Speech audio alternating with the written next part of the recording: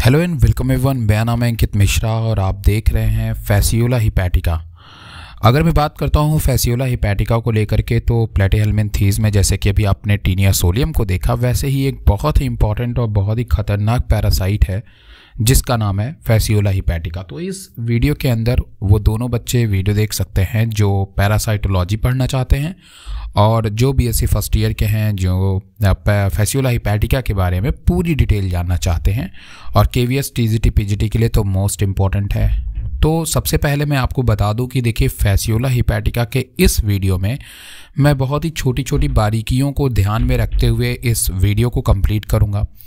इस समय फेस नहीं कर सकता क्योंकि लाइट इस समय हड़ताल चल रही है तो लाइट की दिक्कत है, बट अब फिर भी फैसियोला हिपैटिका के बारे में हम लोग थोड़ी सी डिटेल जान लेते हैं और इसके अंदर मैं बहुत ही काम की बातें आपसे करने वाला हूं। तो सबसे पहले मैं शुरू करता हूं वीडियो को। तो यहाँ पे अगर आप देखें तो फैसियोला हिपैटिका में जो किंगडम है वो एनिमेलिया है। क्यों एनिमेलिया है?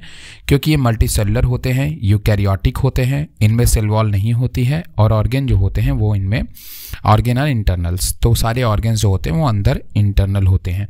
तो मेरे कहने का मतलब इसीलिए हम इनको किस किंगडम में रखते हैं? एनिमेलिया में रखते हैं। किसका फीचर है? एनिमेलिया का है। दूसरी बात, यहाँ पे इनका जो फाइलम है वो प्लेटीहेल्मिन्थीज़ है क्योंकि ये डॉर्सी वेंट्रल फ्लैटेन होते हैं। कहने का मतलब ये थोड़े चिपटे होते हैं। जैसे एक हम लोग रेडियल सिमेट्री देखते हैं जिसमें बिल्कुल एक बॉल लाइक चारों तरफ से गोल गोल होता है, बट एक होता है जो आगे और पीछे से चिपटा होता है। इस तरीके को हम लोग डॉर्सो वेंट्रली फ्लैटेंड बोलते हैं या ये बायलैटरल सिमेट्री टाइप के होते हैं। मतलब अगर हम इनको 20 से काटेंगे तो दो इक्वल हॉल्स में ये डिवाइड हो जाते हैं। वहीं पे अगर हम बात करते हैं लैक सिगमेंटेशन, इनकी बॉडी में सिगमेंट्स नहीं होते हैं। सिगमेंट जैसे कि नेक, हेड, ऐसा कुछ भी इनके अंदर रीजन नहीं होता है, मतलब बॉडी सिगमेंटेड इनकी नहीं होती है। तो ये बात ध्यान में रखेंगे। जैसे टीनिया सोलियम में हमें बॉडी सिगमेंटेड दिखी थी बट इनमें बॉडी सिगमेंटेड नहीं दिखी थी। फ्री लिविंग पैरासाइट्स होते हैं। Flame cells are present. इनमें हमें जो फ्लेम सेल्स होती है वो देखने को मिलती है, जो कि इसका बहुत इंपॉर्टेंट फीचर है। फ्लेम सेल इनके अंदर का एक एक्सक्रीटरी ऑर्गन्स होता है जो इनका एक बहुत ही ज़्यादा इंपॉर्टेंट फीचर है जिसके लिए हम फैसियोला हिपैटिका को पढ़ते हैं। ठीक है, तो फ्लेम सेल एक एक्सक्रीटरी ऑर्गन्स है। ये हमेशा याद रखिएगा किसके अंदर? फैसियोला हिपैटिका के अंदर। जैसे हमारे अंदर किडनी है ना, तो बस इनके अंदर क्या है? इनके अंदर वो चीज़ आपका कौन प्ले करता है? फ्लेम सेल करता है। ओके, अगर मैं बात करता हूँ इनकी क्लास, वो इनकी क्लास ट्रिमेटोडा है। क्लास ट्रिमेटोडा होने का मतलब ये इक्टो और इंडो दोनों तरह के पैरासाइट्स हो सकते हैं, मतलब कि बाहर भी लग सकते हैं बॉडी के और बॉडी के अंदर इंटरनल ऑर्गन्स में भी मौजूद होते हैं। तो ये अपनी लाइफ साइकिल इंटरनल ऑर्गन में कंप्लीट करते हैं या इंटरनल ऑर्गन को डैमेज करते हैं, इसलिए हम इनको इंडो पैरासाइट कहते हैं। डाइजेस्टिव ऑर्गन्स वेल डेवलप होते हैं क्योंकि इनके अंदर आपको फरिंग्स, उसके बाद आपको ओरल सकर्स, माउथ्स और ऊसोफेगस देखने को मिलता है। तो सारे ऑर्गन्स डाइजेस्टिव सिस्टम के होते हैं। तो इसीलिए हम इनको जो है बेसिकली बोलते हैं कि इनके अंदर अच्छा खासा डाइजेस्टिव ऑर्गन हमें देखने को मिलता है। इनकी क्लास, सब क्लास जो होती है वो डाइजीनिया होती है क्योंकि ये दो बेसिकली अपनी जो लाइफ साइकिल होती है उसको दो होस्ट के अंदर कंप्लीट करते हैं। एक इनका मेन होस्ट होता है, कोई भी हो सकता है, और एक इनका इंटरमीडिएट होस्ट होता है। तो इनमें जो इनके होस्ट होते हैं वो या तो दोनों होते हैं, वर्टिब्रेट्स भी होता है और इनवर्टिब्रेट्स होता है। इनवर्टिब्रेट्स के अंदर ये जिसको टारगेट करते हैं सबसे ज़्यादा वो मोलस्का होता है। स्नेल वगैरह को ज़्यादा ये टारगेट करते हैं, स्नेल वगैरह को मोलस्का होता है। और दूसरे में मैमल्स होते हैं जिनमें काऊ हो गई, शिप हो गई, ह्यूमन बीइंग हो गए। ह्यूमन बीइंग में अगर ये बीमारी फैलाते हैं तो हम इनको लीवर रॉट के नाम से, उस बीमारी को लीवर रॉट के नाम से जो है वो बेसिकली जानते हैं। ऑर्डर की बात करता हूं तो इनके ऑर्डर को हम लोग एकाइनोस्टोमीरा बोलते हैं क्योंकि इनकी जो बॉडी होती है सरफेस रफ होती है, क्योंकि इनकी बॉडी पे आपको छोटे छोटे महीन से स्ट्रक्चर देखने को मिलता है जो थोड़े स्पाइक लाइक होते हैं या सीलिया लाइक होते हैं। तो वो भी याद रखिएगा कि इनकी सरफेस जो होती है वो थोड़ी सी आपको रफ देखने को मिल सकती है। फैसियोला जीनस बोलते हैं क्योंकि इनका जो स्ट्रक्चर होता है वो दिखने में बिल्कुल लीफ जैसा होता है। किसके जैसा होता है? लीफ जैसा होता है। और उसके बाद जो है यहाँ पे लीफ लाइक स्ट्रक्चर होता है। एंटीरियर एंड सिफेलिक कोन होता है इनके अंदर। हमें स्पेसीज़ की बात करते हैं तो स्पेसीज़ में इनके अलग अलग स्पेसीज़ हैं, जैसे फैसियोला हिपैटिका जिसके बारे में हम लोग पढ़ने वाले हैं। उस तरीके के बहुत सारे और भी इंपॉर्टेंट स्पेसीज़ हैं जिनके बारे में हम लोग जानते हैं। जनरली ये कॉस्मोपॉलिटन कॉस्मोपॉलिटेड होते हैं, मतलब कि ये दुनिया के हर कोने में जो है वो आपको देखने को मिल सकते हैं। जनरली बाइसेक्सुअल होते हैं, जिनमें मेल और फीमेल दोनों टाइप के रिप्रोडक्टिव ऑर्गन आपको एक ही बॉडी में देखने को मिलती है। बट इनके अंदर जो रिप्रोडक्शन है वो क्रॉस रिप्रोडक्शंस भी होता है, मतलब कि कोई दूसरा फैसियोला हिपैटिका इनके साथ में रिप्रोडक्शन कर सकता है। तो ये दोनों तरह से रिप्रोडक्शंस करने में जो है वो समर्थ होते हैं। वहीं पे अगर मैं बात करता हूँ लिवर फ्लूक के बारे में, और ज़्यादा अच्छी तरीके से इसके बारे में बात करते हैं, क्योंकि बहुत डिटेल में बात करने वाला हूँ, आराम से बात करने वाला हूँ, तो एक एक करके धीरे धीरे समझते हैं इसको, ठीक है। ओके, तो लिवर फ्लू का typical digenean trematodes are commonly called flat worm. इन्हें जनरली हम लोग फ्लैट वॉर्म के नाम से जानते हैं, और उसके पीछे का रीज़न मैंने बता दिया कि इन्हें हम फ्लैट वॉर्म क्यों कहते हैं, क्योंकि ये दोनों तरफ से, मतलब आगे से और पीछे से तो फ्लैट होते हैं, बट इनकी जो बॉडी होती है वो 20 से अगर आप डिवाइड करेंगे तो 2 इक्वल हॉल्स में बढ़ जाएगी। तो ये बात आप हमेशा ध्यान में रखेंगे। तो इनकी जो बॉडी होती है वो फ्लैट होती है, लीफ लाइक होती है, इसलिए हम इनको फैसियोला भी नाम जो है वो देते हैं, ठीक है। कैसी बॉडी होती है? लीफ लाइक इनकी बॉडी हमें देखने को मिलती है। इनसे जो बीमारी होती है उस बीमारी का नाम है फैसियोलिसिस, फैसियोलिसिस बोलते हैं। A disease that cause damage to liver tissue. ये बेसिकली लीवर टिश्यू को डैमेज करते हैं, जिसका इमेज आपको कुछ ऐसा देखने को मिल रहा है।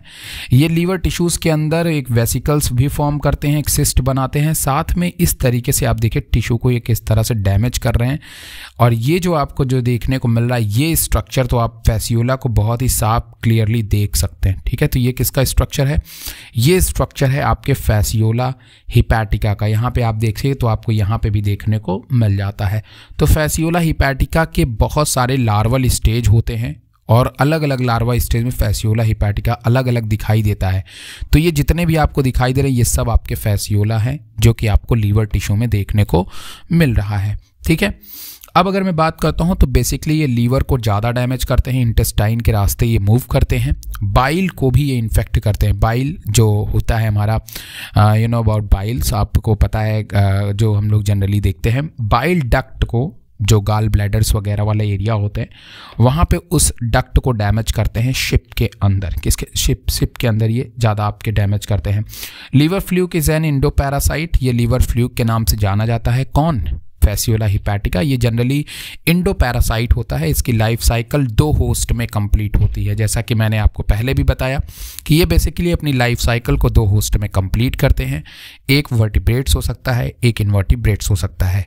They have digenetic life history which group of, इसीलिए हम इनको डाइजीनिया के ग्रुप में जो है वो रखते हैं। तो वो मैंने आपको पहले ही मेंशन कर दिया है।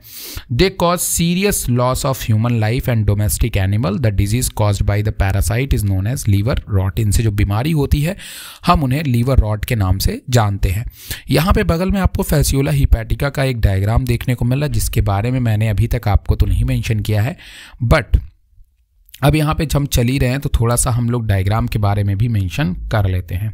तो आइए एक एक करके डायग्राम के बारे में थोड़ा देखते चलते हैं। ऊपर की तरफ जो आपको हिस्सा देखने को मिल रहा है इसको हम लोग माउथ कहते हैं।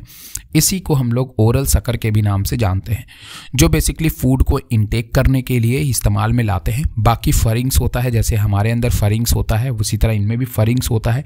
फरिंग्स के बाद एक एरिया आता है जिसे हम लोग बेसिकली ऊसोफेगस के नाम से जानते हैं। तो ऊसोफेगस भी इनके अंदर हमें जो है वो देखने को मिलता है। यहाँ पे आपको देखने को नहीं मिल रहा है क्योंकि रीज़न ये है कि भाई ये थोड़ा सा आपके इसमें अलग अलग टाइप के आपको सिस्टम देखने को मिल रहे हैं। तो ये रिप्रोडक्टिव सिस्टम का ज़्यादा इलाका दिख रहा है आपको, तो इसीलिए इसमें तो बहुत सारी बात नहीं बता पाऊँगा। बट जैसा कि आप यहाँ पर देख रहे हैं, यहाँ पर मेल जेनाइटल ऑर्गन्स आपको देखने को मिल रहे हैं, जैसे कि एजैकुलेटरी डक्ट, सेमिनल वेसिकल, ये मेल जेनाइटल ऑर्गन्स हैं। जैसे एंटीरियर टेस्टिस, तो जो मैंने आपको पिंक वाले से शो किया that is a mail genital organs.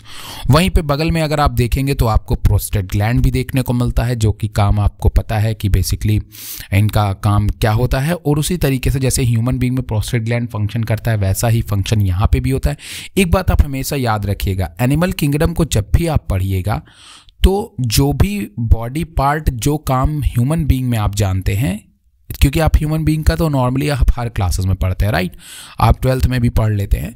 तो जो भी आप ऑर्गन्स जानते हैं, जो काम के लिए किसी भी ऑर्गन्स को आप जानते हैं जो किसी छोटे एनिमल में भी रहेगा तो वही फंक्शन परफॉर्म करेगा। उसमें आपको कुछ नया नहीं पढ़ना है, बस आपको इसमें पढ़ना क्या होता है कि कौन कौन से ऑर्गन्स इसमें है, कौन कौन से नहीं है, ठीक है। अब टेस्टिस जो काम वहाँ करता था वही काम यहाँ भी करेगा, यहाँ पे कुछ अलग काम उसका नहीं रहने वाला है, ठीक है। तो फरिंग्स है, उसके बाद यहाँ पे आप देखिए जेनाइटल एट्रियम है और फीमेल जेनाइटल अपर्चर्स हैं, प्रोस्टेट ग्लैंड है, यूट्रस है जो कि फीमेल के लिए जानी जाती है, यू टाइप है, वेस डिफरेंसेस मेल रिप्रोडक्टिव ऑर्गन्स है। इस तरीके से ये हमें यहाँ पे ये दिखा रहे हैं कि ये आपका एक बिल्कुल बाइसेक्सुअल एनिमल जो है वो माना जाता है। अब हम आ जाते हैं इसके थोड़े स्ट्रक्चर्स के बारे में। तो स्ट्रक्चर के बारे में अगर आप देखें तो ऊपर की तरफ आपको ओरल सकर देखने को मिल रहा है, बीच वाले एरिया को हम लोग ओरल कोन बोलते हैं। यहाँ पे आपका गोनोपोर होता है और ये आपका एसिटाबुलम स्ट्रक्चर होता है। यहाँ पे जो एरिया आपको नीचे की तरफ नहीं बना हुआ है मैं बता देता हूँ, यहाँ पे नीचे की तरफ साइड में जो एरिया होता है ये वाला एरिया, यहाँ पे भी एक ओपनिंग होती है, इसको हम लोग जो है सकर बोलते हैं और ये आपका सबसे लास्ट में वेंट्रल सकर होता है। तो कहने का मेरे मतलब ये होता है कि एक आपका एंटीरियर साइड में होता है और एक आपका पोस्टीरियर साइड में होता है, दो सकर इनमें हमें देखने को मिलते हैं, ठीक है। तो ये बात आप हमेशा ध्यान में रखिएगा, एक ऊपर वाले सकर ओरल सकर होता है और एक नीचे आपको पोस्टीरियर साइड में जो है वो देखने को मिलता है। तो टू सकर्स इसमें हमें देखने को मिलते हैं। स्ट्रक्चर लीफ लाइक होता है जैसा कि आप पहले ही जान ही चुके हैं। सरफेस पिंकिश होता है, बाकी कुछ भी दिक्कत नहीं है। एनस जो है वो आपको एब्सेंट दिखाई देता है, ठीक है। यहाँ पे अगर हम बात करते हैं इनके बॉडी वॉल की, बॉडी वॉल मतलब इनकी जो आउटर सरफेस होती है वो कैसे बनी होती है, तो मैं बता दूं कि इनके सरफेस पे आपको कई लेयर्स देखने को मिलती हैं, जैसे कि टैगमेंट लेयर देखने को मिलती है, क्यूटिकल जो आपको ये ऊपर साइड में जो ग्रीन वाली लेयर देखने को मिल रही है, ये वाली लेयर जो आपको यहाँ पे देखने को मिल रही है, इस लेयर को हम लोग बेसिकली क्यूटिकल कहते हैं। यहाँ पे जो निकले हुए आपको स्ट्रक्चर दिखाई दे रहे हैं इसको हम लोग स्पाइक्यूल्स बोलते हैं। उसके बाद इस स्ट्रक्चर्स को हम लोग लॉन्गिट्यूडिनल मसल्स लेयर के नाम से जानते हैं। फिर उसके बाद हमारी बेसमेंट लेयर आ जाती है। कौन सी लेयर आ जाती है? बेसमेंट लेयर आती है, मसल्स लेयर, बेसमेंट लेयर, और उसके बाद आपकी मीजेनकाइम लेयर जो है वो आपकी आती है। तो इस तरीके से आपको अलग अलग लोकेशंस में अलग अलग लेयर्स बॉडी के अंदर देखने को मिल जाती हैं, ठीक है। तो लेयर की हम बात कर लेते हैं। तो लेयर में मैंने आपको बताया कि 3-4 बेसिकली लेयर है, जिसमें टैगमेंट या क्यूटिकल लेयर है, mass of cytoplasm form by margins of cells, यहाँ पे बहुत सारी आपकी सेल्स होती हैं, साइटोप्लाज्म रिच होती हैं, इनके अंदर आपको माइटोकॉन्ड्रिया, एंडोप्लाज्मिक रेटिकुलम्स वगैरह भी देखने को मिलते हैं, टफ होती है, रेजिस्टेंस होती है, स्क्लेरोप्रोटीन पाई जाती है, और होस्ट के अंदर जो डाइजेस्टिव जूस होते हैं, जैसे ये इंटेस्टाइन में बेसिकली जाते हैं, जैसा कि मैंने कहा कि ये होस्ट के इंटेस्टाइन से मूव करते हैं। जैसे ह्यूमन के अंदर आए तो उसके इंटेस्टाइन से मूव करेंगे, वहाँ बहुत सारे डाइजेस्टिव एंजाइम होंगे, तो उस डाइजेस्टिव एंजाइम से इनको दिक्कत ना हो उसके लिए पैरासाइट खुद को प्रोटेक्ट करने के लिए किस लेयर का इस्तेमाल करती है? टैगमेंट लेयर का इस्तेमाल करती है। ये बहुत इंपॉर्टेंट बात है, इसको ध्यान में रखिएगा कि अगर किसी होस्ट में फैसियोला हिपैटिका है तो उसकी बॉडी खुद को कैसे प्रोटेक्ट करेगी? By the help of tegument layer, ठीक है। स्पाइन्यूल्स होते हैं, secreted by mesenchyme, many canals and microvilli इनमें आपको देखने को मिलते हैं। मतलब यही स्पाइक्यूल्स वगैरह इसमें हमें देखने को मिलते हैं, ओके। जहाँ पे यहाँ पे स्पाइन्यूल्स लिखा that is the spicules, spicules वगैरह हमें यहाँ पे देखने को मिलते हैं। इसीलिए इनकी सरफेस जो होती है फैसियोला हिपैटिका की, मैंने बताया कैसी होती है? रफ होती है, जो आप लोग बेसिकली जानते हैं, मैंने अभी आपको इसके बारे में बता दिया, ठीक। बॉडी वॉल की बात करता हूं तो अगली मेम्ब्रेन है बेसमेंट मेम्ब्रेन। ये थोड़ी थिन होती है, डेलिकेट होती है, separate cuticle and muscles layer इनमें हमें आपको देखने को मिलती है। Muscle layer outer circular, middle longitudinal, inner diagonal sucker regions, stout bundle of radial fibres, इसमें आपको रेडियल फाइबर्स वगैरह देखने को मिलते हैं। बहुत ज़्यादा इसमें आपको जानना नहीं है। लास्ट लेयर जो होती है वो मेसेनकाइम होती है, जो थोड़ी सी इंट्रासेलुलर स्पेसेस जिसमें ज़्यादा होते हैं, जैसा कि आप यहाँ पे नीचे आप देख पा रहे होंगे, ठीक है। तो ये लेयर होती है जो कि होती है आपकी मेसेनकाइम। लेयर का फंक्शन क्या क्या होता है? प्रोटेक्शन का होता है, गैस एक्सचेंज का होता है, वेस्ट को एक्सक्रीट करना, मतलब कि वेस्ट को बॉडी से बाहर निकालना, और तमाम तरह के न्यूट्रिशंस को एब्जॉर्ब करना। इनमें जो पोर्स होते हैं उन पोर्स के द्वारा ये न्यूट्रिशंस को एब्जॉर्ब भी करते हैं, ठीक है। तो ये काम होता है किसका? बॉडी वॉल का, okay, now the next one is digestive system. तो जैसा कि हम लोग जानते हैं कि फैसियोला हिपैटिका के अंदर एक वेल डिफाइंड डाइजेस्टिव सिस्टम हमें देखने को मिलता है। जैसा कि मैंने कहा, वेल डिफाइंड डाइजेस्टिव सिस्टम का मतलब है कि उसके अंदर आपको सभी तरीके के स्ट्रक्चर्स का पाया जाना, जैसे माउथ है, फरिंग्स है, ऊसोफेगस है और इंटेस्टाइन है। अब भाई इससे ज़्यादा आप क्या ही ले लोगे, ठीक है। बस ध्यान में रखिएगा कि इनमें एनस नहीं होती है, बट बॉडी वेस्ट को बाहर निकालने के लिए ओपनिंग यहाँ पे होती है। डॉर्सल साइड में ओपनिंग आपको जो है वो देखने को मिल जाती है, पोस्टीरियर साइड में। ओके, तो यहाँ पे आपको देखिए माउथ में anterior and surrounded by anterior sucker, यहाँ पे ऊपर की तरफ एंटीरियर सकर होती है जिसे हम लोग ओरल सकर के नाम से जानते हैं। यही इनका माउथ होता है, बेसिकली यहीं से एब्जॉर्व करते हैं। फिर आती है आपकी फरिंग्स। फरिंग्स के बाद बहुत छोटी नैरो सी आती है ऊसोफेगस। बहुत बड़ी ऊसोफेगस नहीं है। लुक एट दिस डायग्राम आप देख सकते हैं यहाँ पे, ये आपको फरिंग्स देखने को ये एरिया मिल रहा है और बिल्कुल जस्ट उसके नीचे छोटा सा एरिया जो है वो आपको देखने को मिल रहा है ऊसोफेगस। फिर आपको एक यहाँ पे वेंट्रल सकर और देखने को मिलता है जो एब्जॉर्प्शंस वगैरह के लिए काम में आता है। और फिर फाइनली आपकी आ जाती है इंटेस्टाइन। इंटेस्टाइन्स वगैरह होती है, बाकी इनकी जो ब्रांचेस होती हैं जहाँ से ये वेस्ट प्रोडक्ट वगैरह कलेक्ट करते हैं bye the help of nephridia, वो भी इसी के थ्रू वेस्ट को बाहर भी निकालने का काम करती है, बट वो एक दूसरा कैसे, उसके बारे में आपको अलग से बताऊँगा। अभी हम लोग बिल्कुल डाइजेस्टिव सिस्टम के बारे में बात कर रहे हैं। तो आइए एक एक चीज़ देखते चलते हैं। फरिंग्स ओवल होता है, जैसा कि मैंने आपको बताया कि अगर आप यहाँ पे देखिए तो फरिंग्स आपको अगल बगल से थोड़ा ओवल दिखाई दे रहा होगा। पीछे साइड से अगर आप देख रहे होंगे तो आपको थोड़ा ओवल दिखाई दे रहा होगा। थिक होती है वॉल्व, नैरो ल्यूमेन, और इनके जो बीच का जो ल्यूमेन होता है वो बहुत पतला होता है।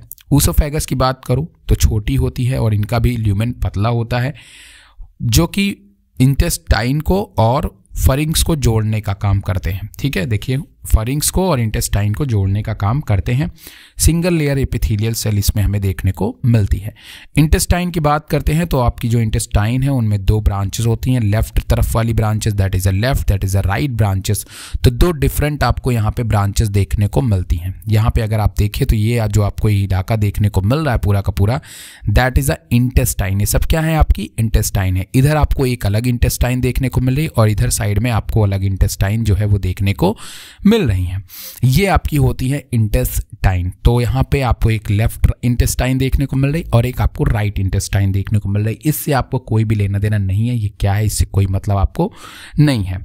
Single layer of epithelial tissues, और यहाँ पे आपको जो इंटेस्टाइन है वो भी पूरी की पूरी जो लास्ट में जाती है वो यहाँ पे कॉलमनर एपिथेलियल सेल होती है। कॉलमनर एपिथेलियल सेल कैसी होती है, जिनका स्ट्रक्चर थोड़ा इलोंगेटेड होती है, लंबी लंबी, और इनमें सीलिया होते हैं जो जनरली आपको पता है डाइजेशन वगैरह का भी काम करते हैं।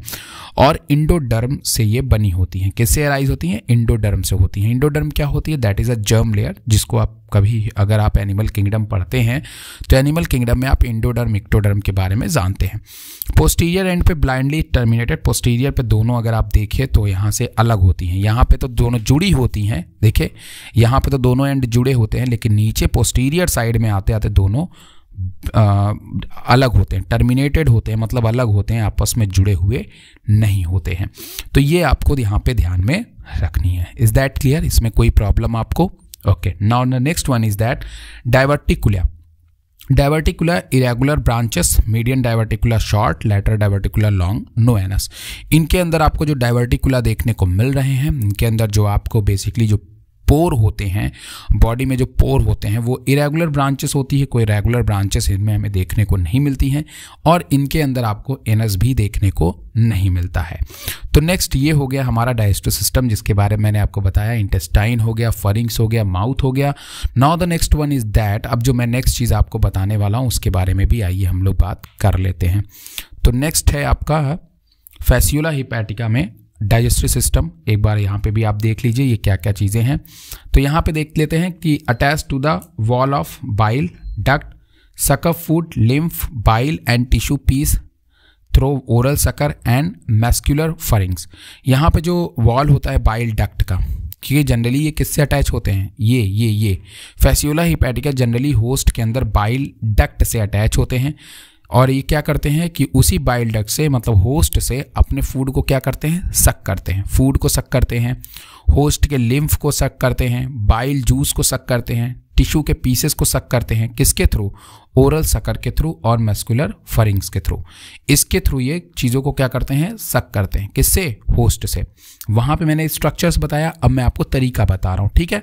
तो इनके अंदर एक्स्ट्रा सेलुलर डाइजेशन भी होता है। एक्स्ट्रा सेलुलर डाइजेशन मतलब कि सेल के बाहर ही डाइजेशन ये कर लेते हैं। डाइवर्टिकुला एंड मीजेनकाइम जो सेल्स होती हैं, important role in digestion and distribution of nutrient, जो यहाँ पे आपको देखने को मिल रही हैं, अगल बगल से जो गई हुई ब्रांचेस आपको देखने को मिल रही हैं, ये सब क्या काम करती हैं, ये सब अलग अलग पार्ट में, बॉडी के अलग अलग पार्ट्स में न्यूट्रिशंस को डिस्ट्रीब्यूट करने का काम करती हैं। ये बहुत इंपॉर्टेंट। तो जो डाइवर्टिकुला होता है और मीजेनकाइम होता है, ये बेसिकली क्या काम करती हैं, ये न्यूट्रिशंस वगैरह को डिस्ट्रीब्यूट करते हैं। जो भी अनडाइजेस्टेड वेस्ट होता है, इजेशन बाय माउथ एंड मीजेनकाइम, वो मीजेनकाइम मतलब यहीं पे सरफेस पे जो मीजेनकाइम होती है, या तो वो उससे बाहर निकाल देती हैं या फिर माउथ के थ्रू ये उसको बाहर निकाल देती हैं। बाकी यहाँ पे बचा हुआ एक्सक्रीटरी पोर होता है, ठीक है। उसके बाद ग्लूकोज फ्रक्टोज, जो ग्लूकोज होता है, glucose fructose directly diffuse from body surface. ये डायरेक्टली जो है डिफ्यूज मतलब कि लेन देन, मतलब डायरेक्टली अगर ग्लूकोज है बॉडी के अंदर, मान लो किसी ह्यूमन बॉडी के अंदर ग्लूकोज को इनको एब्जॉर्व करना है, तो उसको ये माउथ से नहीं लेती, उसको ये डायरेक्ट बॉडी से ही, बॉडी में ही क्या कर लेती हैं, अपने डाइजेस्ट करती है। अगर आप नहीं समझ पा रहे तो मैं फिर से आपको बता देता हूँ। देखिए, डाइवर्टिकुला जो होता है वो न्यूट्रिशंस को, जो होता है ना, वो डाइवर्टिकुला वो न्यूट्रिशंस को डिस्ट्रीब्यूट करता है, मतलब अलग अलग पार्ट्स में डिस्ट्रीब्यूट करता है, राइट। जो अनडाइजेस्टेड वेस्ट होता है वो मीजेनकाइम के थ्रू बाहर भी निकल जाता है, ये भी याद रखिएगा आप, और माउथ के थ्रू भी बाहर निकल सकता है। तो माउथ केवल इंजेक्शन का काम नहीं करेगा, वो अनडाइजेस्टेड वेस्ट को बाहर भी निकाल देगा, ठीक है। बट मान लीजिए कि फैसियोला हिपैटिका किसी होस्ट के अंदर है ना, और उस होस्ट के अंदर उसको ग्लूकोज मिल रहा है या फ्रक्टोज मिल रहा है, तो वो ग्लूकोज और फ्रक्टोज को डायरेक्टली अपने अंदर ले लेगा, उसको माउथ से नहीं लेगा, वो एब्जॉर्व कर लेगा उसको, ठीक है। एब्जॉर्प्शन किससे होता है, माइक्रोविलाई और टैगुमेंट्स के थ्रू। टैगुमेंट क्या थी, इनकी बाहर की लेयर थी। तो बाहर की जो लेयर होती है फैसियोला हिपैटिका की ना, फैसियोला हिपैटिका के बाहर की लेयर से ये क्या करेंगे, फूड को अंदर इंजेस्ट कर सकते हैं। जो इनके अंदर फूड होता है वो ग्लाइकोजन और फैट के फॉर्म में स्टोर होता है, जिससे कि आम एनिमल्स के अंदर हमें देखने को मिलता है। तो ये है इनके डाइजेस्टिव सिस्टम का पूरा लेना देना। Now the next one is that excretory system. Excretory system में जैसा कि मैंने आपको बताया कि एक्सक्रीटरी सिस्टम का जो मेन जो इंपॉर्टेंट है वो है आपका फ्लेम सेल। क्या इंपॉर्टेंट है, फ्लेम सेल। तो फ्लेम सेल बहुत इंपॉर्टेंट है, इसको ध्यान में रखिएगा। यहाँ पे बगल में आपको एक फ्लेम सेल देखने को मिल रही है। फ्लेम सेल में आप प्रॉपर जैसे आप एक सेल देखते हो, इसमें न्यूक्लियस होता है, स्यूडोपोडिया होती है, सीलिया होती है, टर्मिनल। अब आपको लगेगा कि यार ये कैसे काम करते हैं, तो देखिए कुछ नहीं होता। मैंने एक डायग्राम बहुत सिंपली करने के लिए आपके लिए रखा हुआ एक डायग्राम है, उसको मैं दिखा देता हूँ तो आपको एक इमेज क्लियर हो जाएगी। देखिए जैसे कि यहाँ पे आप देख रहे हैं, आपको एक ब्रांच देखने को मिले। इसी ब्रांच के छोर पे जो रेड रेड है ना, वही फ्लेम सेल है। क्या है, फ्लेम सेल। जो क्या काम करते हैं कि जो इन एक्सक्रीटरी प्रोडक्ट को एब्जॉर्व करते हैं पूरी बॉडी से यही फ्लेम सेल एक्सक्रीटरी प्रोडक्ट को एब्जॉर्व करते हैं और उसे जो है लाते हैं मेन ब्रांच में, मेन एक्सक्रीटरी कैनॉल में, और एक्सक्रीटरी पोर के थ्रू बॉडी वेस्टेज को बाहर निकाल देते हैं। तो मेरी बात को जरा समझिए, फूड को जो बाहर निकालने वाला है एरिया वो मीजेनकाइम करता है, बट ये जो नेफ्रीडिया के जो ये फ्लेम सेल के थ्रू जो बाहर निकालते हैं वो कौन करता है, वो एक्सक्रीटरी पोर के थ्रू बाहर निकलता है। नहीं समझ में आया तो फिर से देख लीजिए, मैं फिर से आपको जूम इन करके दिखा रहा हूँ। मैं ये कह रहा हूँ कि देखिए ये पूरी ब्रांचेस जो फैली हुई हैं ये एक्सक्रीटरी सिस्टम की ब्रांचेस है, ठीक।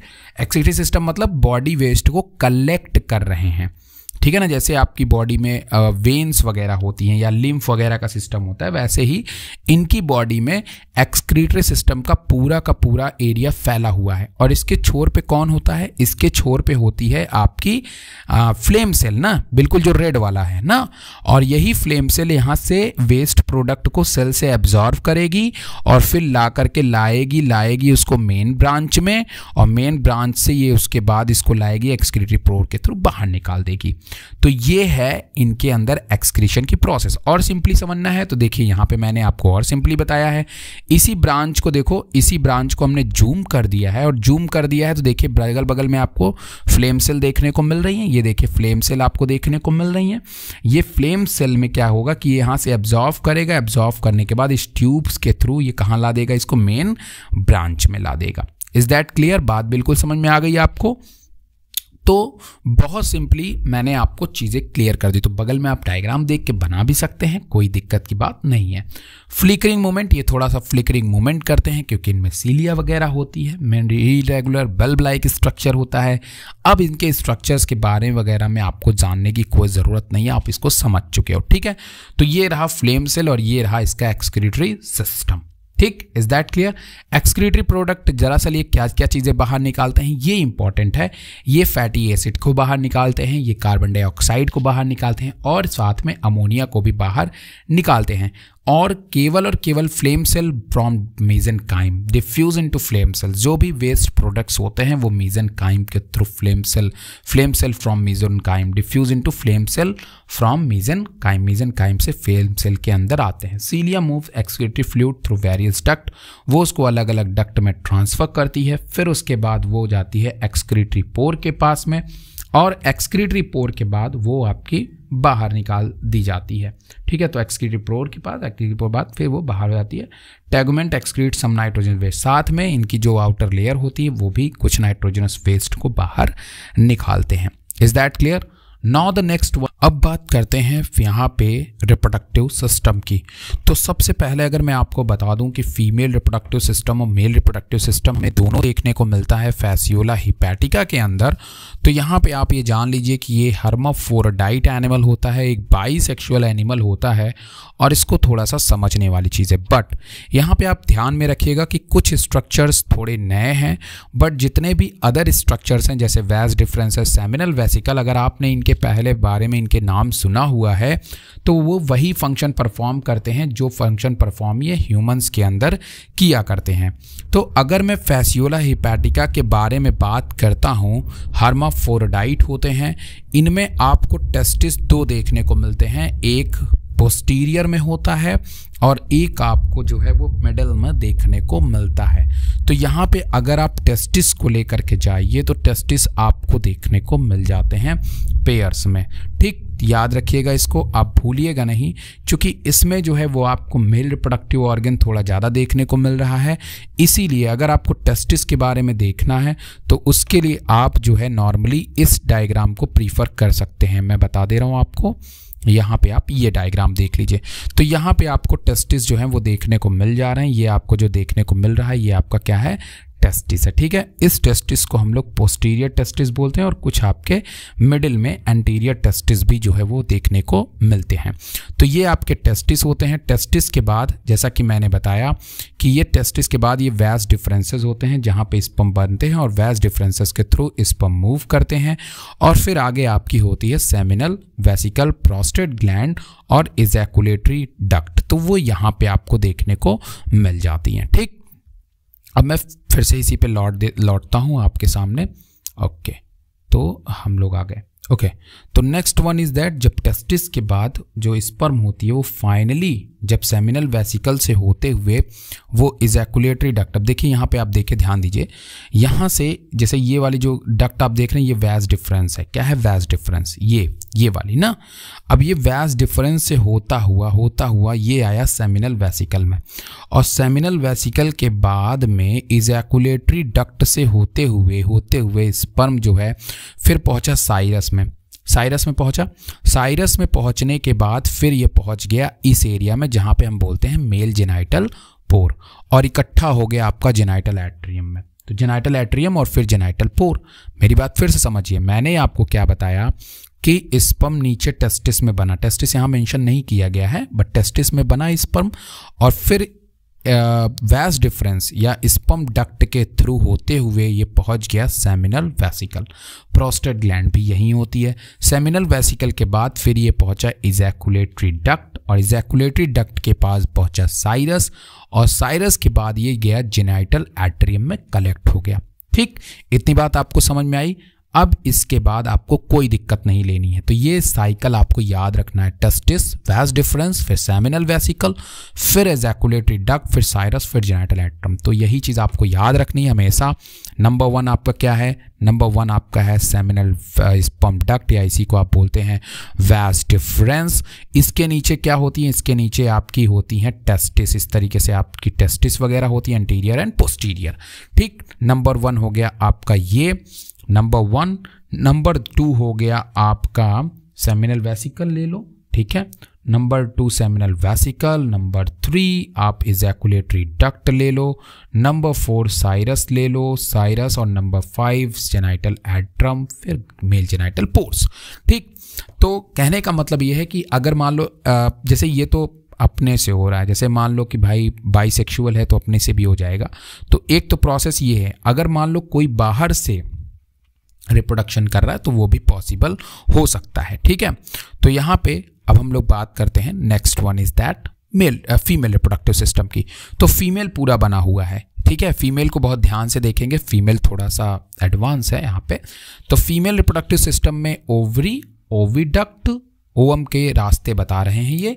एक तो आपका सबसे पहला क्या बता दिए हैं, नंबर 1 ओवरी, ओवरी के बाद ओविडक्ट, फिर यूट्रस, फिर मेहलीज ग्लैंड, और फिर लॉरियर ग्लैंड। अब ये लॉरियर ग्लैंड जो होती है, लॉरियर्स ग्लैंड जो होती है, कैनाल जो होती है, वो भी अब ये स्ट्रक्चर्स आप ध्यान से देखिएगा, ठीक है। तो सबसे पहले देखिए जो आपकी ओवम है वो बनेगी कहाँ पे? तो वो बनी आपकी ओवरी में, ठीक है। ओवरी के बाद वो आई ओविडक्ट में।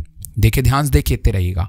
ओविडक्ट के बाद जो है, अगर आप देखिए तो ओविडक्ट के बाद आती है यूट्रस। क्या आती है? यूट्रस। तो भाई यूट्रस आप देख लीजिए, ओविडक्ट के बाद ये है आपकी यूट्रस। अब यहाँ पे जो साइकिल बताया आपको वो थोड़ा सा समझने वाली है, क्योंकि देखिए यूट्रस में तो गया, मैंने आपको क्या बताया, ओवम ओवरी में बना, ओविडक्ट से होते हुए यूट्रस में गया। बट यहाँ इंपॉर्टेंट 2 चीज़ें हैं कि मेहलीज ग्लैंड को आप पहले क्यों नहीं बताया, क्योंकि मेहलीज ग्लैंड जो होता है इसका काम होता है, ये पहुँचाने का काम नहीं कर रहा है, इसका काम बस इतना है। मेहलीज ग्लैंड तो ये है, रास्ता ये है, बट यहीं पे रास्ते में डक्ट, ये तो रास्ता है, रास्ता अलग है, बट मेहलीज ग्लैंड जो पड़ती है इस डक्ट के रास्ते में, वो क्या काम करती हैं, वो इन एग को एक्टिवेट कर देती हैं। एक मेहलीज ग्लैंड और एक मीडियन विटेलाइन डक्ट, ये क्या काम करती हैं, ये हमारे एक्टिवेट कर देती हैं एग को, याद रखिएगा। और यही मेहलीज ग्लैंड एग को भी और स्पर्म को भी दोनों को एक्टिवेट करने का काम करती हैं। ये चीज़ आप ध्यान में रखिएगा, ठीक है। बाकी रास्ता आपको पता है कि ओवियूट्रस है तो वो भी वही काम करेगा, एग को पहुंचाने का काम करेगा। और लॉरियर कैनाल जो होती है वह एराइज फ्रॉम ओविडक्ट, और वेस्टिजियल वेजाइना भी होती है। मतलब कि लॉरियर कैनाल जो होती है ये आपकी जैसे फीमेल में वेजाइना होती है ना, उसी तरह इसके अंदर आपको लॉरियल कैनाल्स देखने को मिलती हैं। ये लॉरियल कैनाल्स होती हैं जो एक तरह की वेजाइना ही होती है, ठीक है। तो याद रखिएगा इसको भी आप लोग। फिर उसके बाद यहाँ से एग होते हुए, यूट्रस से होते हुए कहाँ पहुँच गया, फीमेल जेनिटल पोर के पास पहुँच गया, जहाँ पे अपना फर्टिलाइजेशंस वगैरह करेंगे। तो वो बात की बात है, ठीक। तो ये है आपका फीमेल रिप्रोडक्टिव सिस्टम, जहाँ पे मेल और फीमेल जेनिटल पोर दोनों एक हो जाते हैं। तो एग का रास्ता अलग, मेल फीमेल का रास्ता अलग, बट दोनों का जो पहुंचना है, मंजिल है, वो एक ही है। Now the next one is that life cycle. Life cycle की तरफ चलने के पहले मैं आपको बता देता हूं कि बहुत इंपॉर्टेंट लाइफ साइकिल इनमें मानी जाती है। बट इनकी लाइफ साइकिल को समझने के पहले मैं बता दूं 2 बातें आप हमेशा याद रखेंगे कि नंबर 1 इनमें होस्ट 2 होते हैं। नंबर दूसरी बात, इनमें लार्वल स्टेज आम एनिमल्स के मुकाबले थोड़ी ज़्यादा होती है। तो मैं उन स्टेजेस के बारे में सबसे पहले आपको बता देता हूं। तो ध्यान से देखिएगा कि इनमें कौन कौन सी लार्वल स्टेजेस आपको देखने को मिलती हैं। तो देखिए सबसे पहले ये नॉर्मल फैसियोला हिपैटिका है। सबसे पहले एग से बनता है मिरेसीडियम लार्वा। कौन सा लार्वा बन गया? मिरेसीडियम लार्वा बनता है। फिर उसके बाद यहाँ पे ध्यान में रखते चलिएगा, मिरेसीडियम लार्वा सबसे पहले बनता है। मिरेसीडियम लार्वा के बाद आपका अलग अलग टाइप के लार्वा बनते हैं, जैसे कि सर्केरिया। क्या बनता है?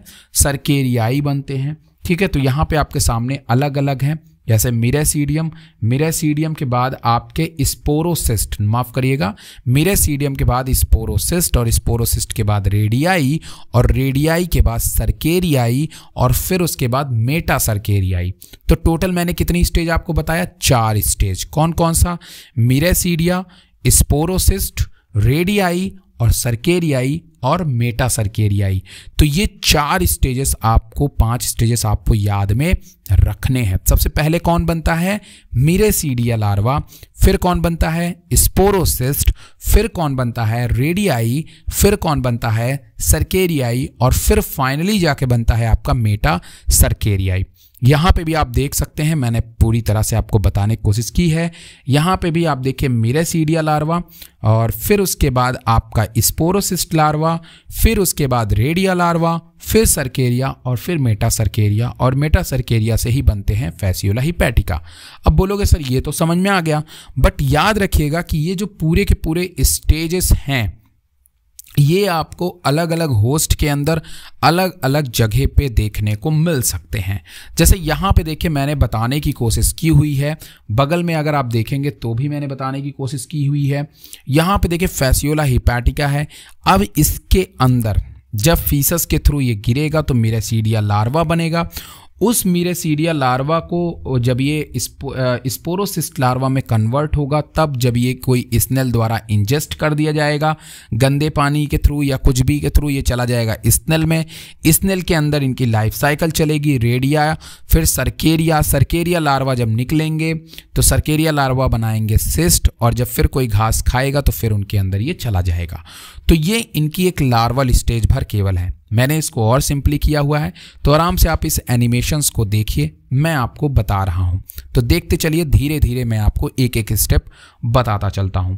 तो शुरुआत करते हैं एनिमेशंस पे। सबसे पहले शुरू हो जाए ये एनिमेशन शुरुआत से। ओके, तो सबसे पहले देखिए क्या है यहाँ पे, ध्यान से देखते रहिएगा। सबसे पहले इसने क्या किया कि इस भेड़ ने खाने को डाइजेस्ट किया, घास को।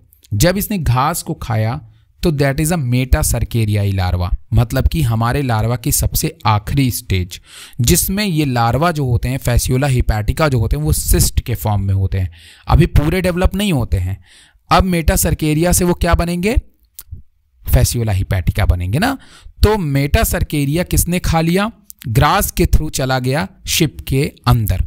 ठीक है, अब देखिए जब ये शिप के अंदर पहुंच गया, यहां पे देखेंगे, अब देखिए once ingested the metacercaria break, जो सिस्ट होगी वो ब्रेक हो जाएगी and open to release the immature fluke, और जो आपका कौन फैसियोला हिपैटिका है वो बाहर निकलेगा, which migrate through the gut wall, और वो इसके गट वॉल से होता हुआ पहुंच जाएगा लीवर में। कहां पहुंचेगा? लीवर में। इस शिप के लीवर में पहुंचेगा और अपना लाइफ साइकिल स्टार्ट कर देगा। ठीक, देखिए पहुंच गया लीवर में, और वहां पे लीवर में जब लाइफ साइकिल इसने अपनी स्टार्ट की, तो लाइफ साइकिल स्टार्ट करने के बाद इसने बना लिया, टिश्यू में गया। फैसियोला हिपैटिका देखो मैच्योर हो गया पूरा ना।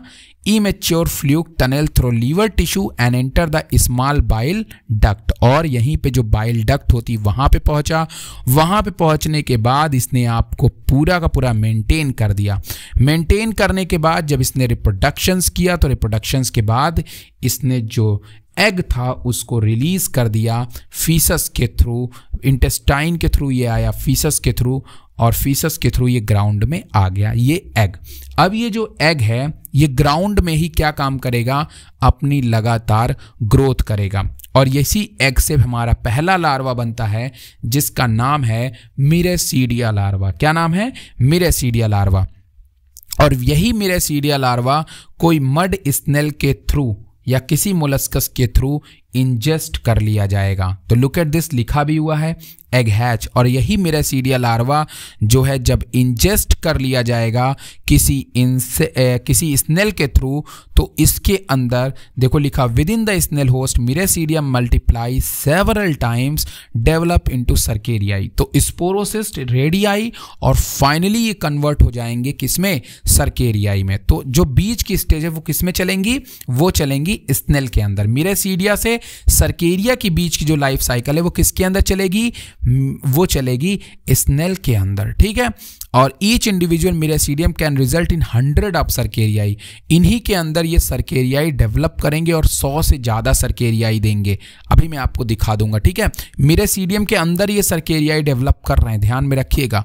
और देखिए ये जब सर्केरियाई बन के तैयार हो गए तो फिर ये सर्केरियाई किसमें कन्वर्ट हो गए, then these cercariae are converted into again meta cercariae and कहाँ पे चले गए, ग्रासेस में। और फिर यही ग्रासेस कौन खाएगा, भैया मेरी फिर यही शिप खाएगी। तो इस तरह से इनकी लाइफ साइकिल चलती रहती है।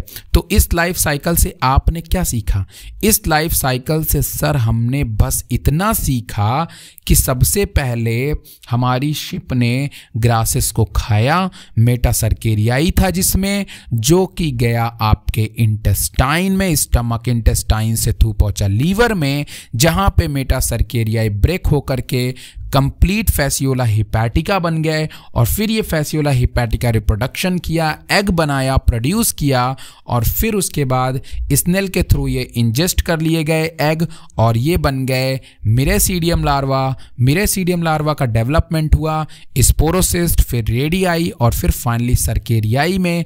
फिर स्नेल ने सर्केरियाई लार्वा से निकला बाहर, स्नेल के बाहर, और वो पहुंच गया ग्रासेस में। तो यहाँ पे दो होस्ट हैं, शिप और स्नेल। Is that clear? इतनी बात आई होप आपको क्लियर होगी। Now the next one is that, जो अब हम लोग आगे देखने वाले हैं वो हम इसको और ज़्यादा सिंपल करने वाले हैं, ठीक है। तो इससे सिंपल तो एनिमेशन नहीं हो सकता। लुक एट दिस, यहाँ पे मैंने आपको कुछ चीज़ें और अच्छी बताने की कोशिश की है।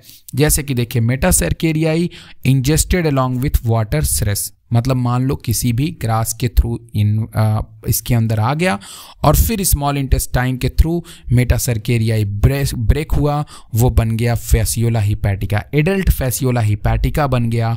और फिर देखो ये स्नेल में चला गया, और स्नेल के अंदर ये सर्केरियाई लार्वा बन गया, और फिर ये किसी प्लांट के थ्रू फिर से ये भेड़ के अंदर चला जाएगा, शिप के अंदर चला जाएगा। तो बहुत सिंपली चीज़ है, बहुत आसानी से बताने की आपको कोशिश की गई है अलग अलग डायग्राम से। Now the complete life cycle is here. अब यहाँ पे आप देखेंगे, मैं आपको जो बताने जा रहा हूँ बहुत सिंपली समझिएगा। देखिए अभी एग, जैसा मैंने कहा, जब ये फीसस रिलीज करेगी, जब अब कोई भी हो सकता है, गाय हो सकता है, ह्यूमन हो सकता है, भेड़ हो सकती है, किसी के अंदर ऑलरेडी जिसके अंदर फैसियोला हिपैटिका है वो फीसस को रिलीज किया, एग के थ्रू, फीसस के थ्रू एग आया। अब मान लो ग्राउंड में एग पड़ा हुआ है ना, है कि नहीं, ग्राउंड में एग है, वहाँ पे पानी है। भाई मान लो ह्यूमन बीइंग है, बाहर जब वो जाता है टॉयलेट के लिए या फिर